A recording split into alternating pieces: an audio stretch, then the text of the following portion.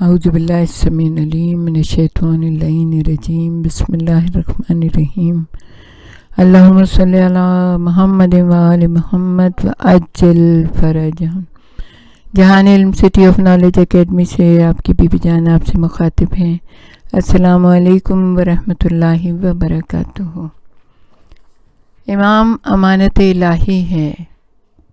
مدینے سے سفر کے آغاز کے وقت جو بنی ہاشم کی خواتین امام کو رو رو کر جانے سے اس لیے روک رہی تھیں کہ وہ سب حضرت کو اللہ کی امانت جانتی تھیں۔ انہیں فکر تھی کہ حضرت قتل نہ کر دیے جائیں۔ وہ بنی امیہ کو اللہ کا باغی سلطان جانتی تھیں۔ انہیں بنی امیہ سے یہی امید تھی کہ وہ امانت خدا کو ضائع کر دیں گے۔ یہ بیبیاں شہادت سے خوفزدہ نہ تھیں، مگر ان کا دل یہ چاہتا تھا کہ امام کی زندگی بچ جائے اور لوگ آپ سے فیض یاب ہوتے رہیں۔ یہ بات بجائے خود ان کی معرفت اور خدمت دین کی دلیل ہے۔ امام علی مقام امام حسین علیہ السلام سردار جمانت جنت اور اہل بیت اطہار کے پانچویں، اصحاب کسا کے پانچویں، ان کے انقلاب کی تاریخ حضرت کی عمر مبارک کے آخری 6 ماہ میں ہی تلاش نہیں کرنی چاہیے۔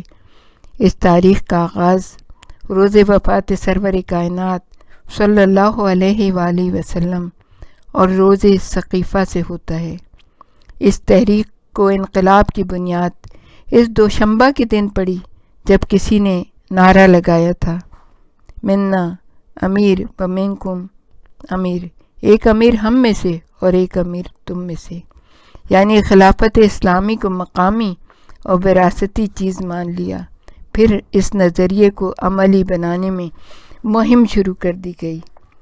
زینب علیہ مقام اسلام کی خاتون عظیم، واقع کربلا کی مشہور بنیادی رکن، اسی خونین عاشور کی شام کو اپنے شہید بھائی کے سرہانے بیٹھی ہوئی کہہ رہی تھیں، میں قربان بی ابی من فاستتاہ یوم الاثنین نہبا، میں قربان اس پر جس کا خیمہ پیر کے دن لوٹا گیا۔ ان خاتون کا فکری معیار دیکھیے، مارکہ کربلا کی گہرائی اور اس تحریک کی اہمیت پر روشنی ڈالنے کا انداز دیکھیے، کیسا استعارہ اور کیسا لطیف پیرایا ہے۔ اسی بنیاد پر واقعی کی نشو و نما اسی وقت سے شروع ہوئی اور 50 سال میں اس کے خد و خال درست ہوئے۔ 60 ہجری میں وہ بھیانک صورت اختیار کی کہ سماج پر اس کے گہرے اثر ڈالنے کی قوت حاصل کر لی گئی۔ امام کے سفر کا مسئلہ تھوڑا سا لوگوں کے لیے واضح کر دیں کہ معاویہ کی موت اور یزید لعنت اللہ علیہ کی تخت نشینی اور کرسی خلافت پر بیٹھنے کی بدعت نے اسلام میں آمریت کی نئی طرح ڈال دی۔ یہ بات پہلے زیر لب تھی، اب اس پر بحث و گفتگو گھروں سے نکل کر بازاروں میں آ چکی تھی۔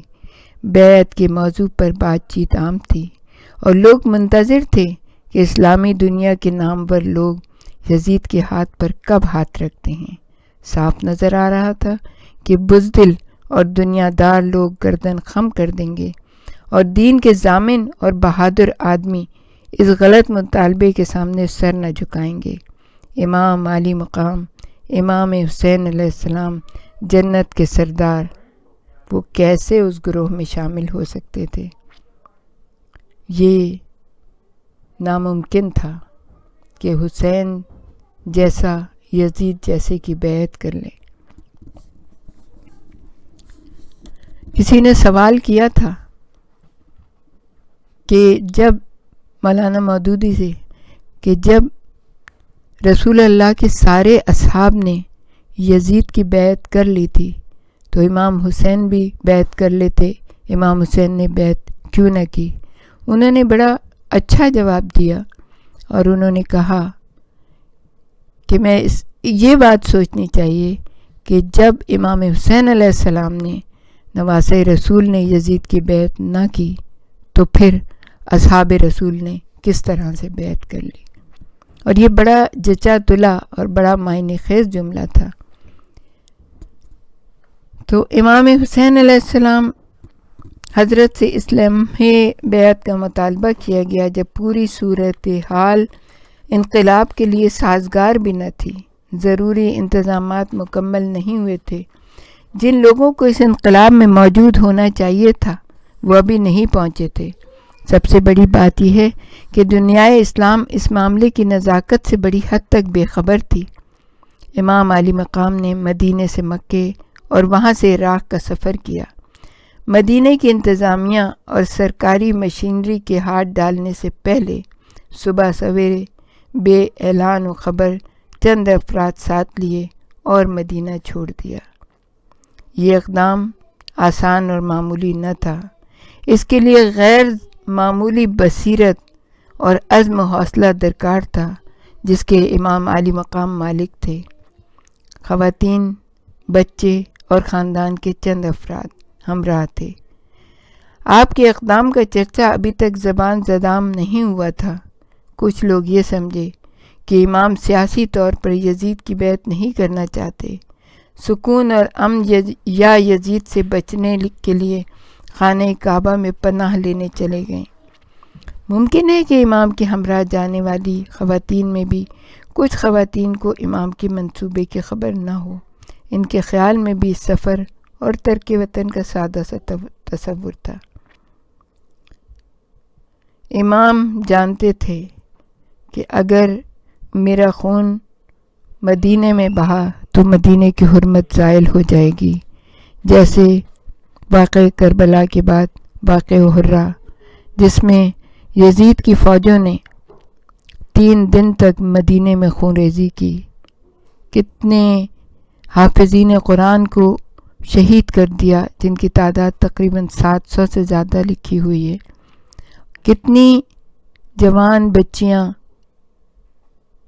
کو ایسی حالت میں چھوڑا کہ بعد میں بہت سارے اولادیں ان کی پیدا ہوئیں، اور مدینہ نبوی میں گھوڑے باندھے گئے اور مدینہ کی گلیوں میں خون بہہ رہا تھا، دیواریں خون سے رنگین ہو چکی تھیں۔ 3 دن تک یزید نے اپنی فوج کو مدینہ کو مباح قرار دے دیا تھا، جو چاہیں کریں، اور یہ عالم تھا کہ جس وقت یزیدی فوج وہاں سے نکلی ہے تو لوگوں اپنے کشتوں کو نہیں دیکھ رہے تھے، بلکہ پہلے مسجد نبوی کو صاف کرنے کی کوشش کر رہے تھے کہ وہ صاف ہو جائے۔ آپ تصور کیجئے کتنے دنوں تک وہاں پہ نماز نہ ہو سکی۔ یہ رسول کا مدینہ تھا، جس کو رسول کہہ گئے تھے مدینۃ النبی، جو اس کو تاراج کرے گا اس کے لیے لعنت ہی لعنت ہے، ملامت ہے۔ رسول بتا گئے تھے کہ کوئی تو ہے ایسا کہ جو اس کو تاراج کرے گا۔ تو پھر اس کے بعد امام جانتے تھے کہ اس سفر کی انتہا انقلاب اور اس کے نتیجے میں شہادت ہوگی۔ حضرت کو علم تھا کہ طرفداران یزید کے ہاتھوں غیر متوازن جنگ کے بعد قتل ہو جائیں گے۔ آپ علم و آگہی کے ساتھ اس اقدام کے لیے تیار ہو کر بڑھے تھے۔ اس علم و آگہی کا ثبوت قدم قدم پر ملتا ہے۔ سفر سے پہلے رات کو تربت نبی آخر الزماں صلی اللہ علیہ وآلہ وسلم پر الوداعی حاضری، اسی رات اللہ سے مناجات اور اپنے نانا سے راز و نیاز، اسی حالت میں آپ کو خواب میں نانا کی زیارت اور حضرت سے اجازت سفر کا ملنا، قطع راہ اور راستے میں لوگوں کو حالات سے مطلع کرنا، یزید اور بنی امیہ کے اقتدار پر تنقید کرنا، مکے میں حضرت کا شاندار خطاب اور عوام سے تعاون کی اپیل، یہ سب باتیں حضرت کی آگہی کی نشاندہی کرتی ہیں۔ حضرت نے یہ راستہ منتخب فرما لیا، مگر کچھ لوگ اپنے دور کے نام نہاد سیاستداں، تجربے کار اور اپنے دور کے نامور آگے بڑھے، حضرت سے ملے، آپ کو اس اقدام سے روکا۔ ان کا خیال تھا یہ قدم ایسا ہی ہے جیسے تلوار کی دھار پر گھونسا مارنا۔ مگر امام کا طریقہ کار کیا تھا؟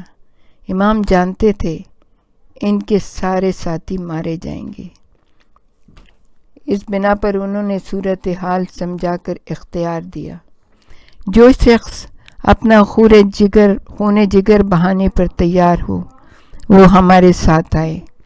لہٰذا جو لوگ انسانی معاشرے کے دکھ درد کا پورا احساس رکھتے تھے، وہ لوگ مسائل کی تہہ کو پہنچ کر انہیں حل کر سکتے تھے، وہی آپ کے ساتھ شریک سفر ہوئے۔ پھر ان ہمراہیوں کو امام منزل بن منزل پرکھتے بھی رہے۔ امام باخبر تھے کہ انقلاب کے آخر میں خواتین کو ذمہ داریاں سونپنا ضروری ہے، وہی تمام حقائق عوام تک پہنچائیں گی۔ حضرت باخبر تھے کہ ان کی اور ان کے ساتھیوں کی شہادت کے بعد عوام ایک ظالم حکومت کے شکنجے میں جکڑ جائیں گے، انہیں سانس لینے اور دم مارنے کا حق نہ رہے گا، لیکن ایسی شیر دل خواتین ہیں جو حقائق کا اعلان کر سکتی ہیں اور حکومت کی گرفت کے باوجود، ان کی اسیری کے باوجود وہ راز افشا کریں گی، وہ سینسرشپ کو توڑ دیں گی۔ واقعتاً ایسی صلاحیت رکھنے والی خواتین اور اس منصب کی اہل بیویاں آپ کے ہم رکاب تھیں۔ دوسرا زاویہ یہ بھی دیکھیے کہ امام تمام زن و فرزند کو لے کر چلے کہ دشمن کے لیے عذر کی گنجائش نہ رہے۔ اسے معلوم ہو کہ امام اپنی پوری قوت اکٹھا کر کے میدان میں اترے ہیں۔ انہوں نے بھرپور جد و جہد کے ساتھ استقلال کا مظاہرہ کیا۔ اس طرح دشمن سے مقابلے کا رخ معین ہو گیا۔ بات الجھنے اور جھگڑنے کی نہیں، مسئلہ تھا انقلاب کے لمحے اور اس کی تکمیل کا، اور ہم دیکھتے ہیں کہ یہ سب مرحلے اپنی غیر معمولی حرکت آفرینی کے ساتھ طے ہو گئے۔ وآخر دعوانا ان الحمد للہ رب العالمین۔ اللہم صلی علی محمد وآل محمد وعجل فرجہم۔